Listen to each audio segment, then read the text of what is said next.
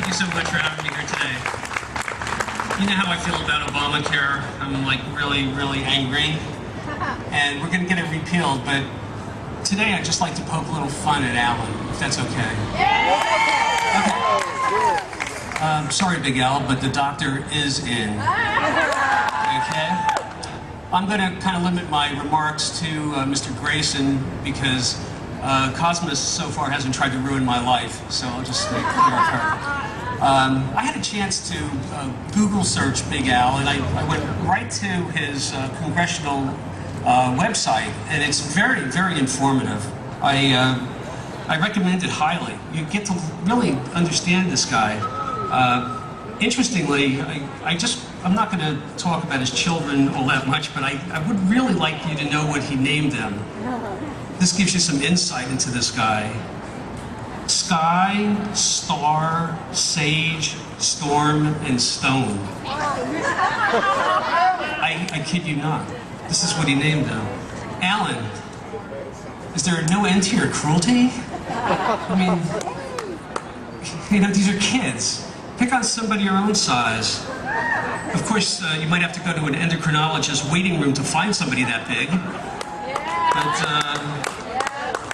you know, the guy, I guess we have a new working diagnosis for him now. One too many hits of blotter acid.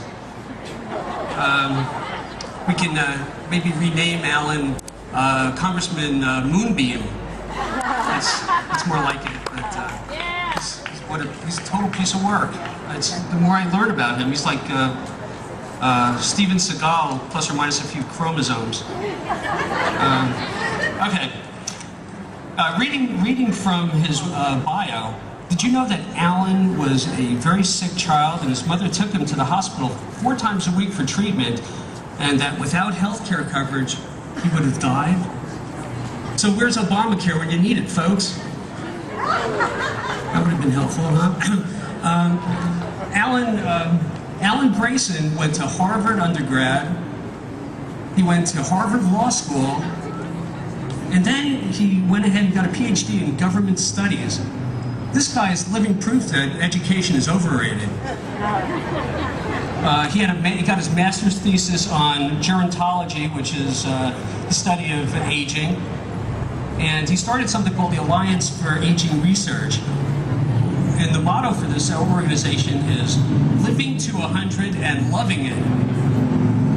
Isn't that exciting? What are the chances of living to 100 with Obamacare? It's like the chances I'm not going to get an IRS audit next year.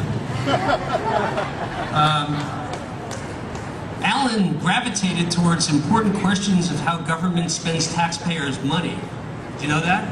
Yeah, he did. And the answer was every way you can. Then he went into the field of government contract law and represented all these whistleblowers. So he was actually a lawyer for snitches. This is how he made all of his dough.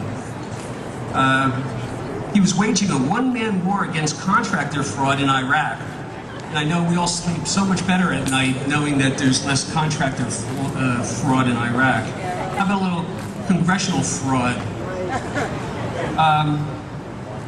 In closing, I just want to say that the guy is a disgrace. We deserve a lot better than that. And we really need to get him out of office in November. He only won by a couple %. So I'm really hoping that we bring him back here and let him live in Orlando so we can see him in restaurants and boo him. Thank you very much.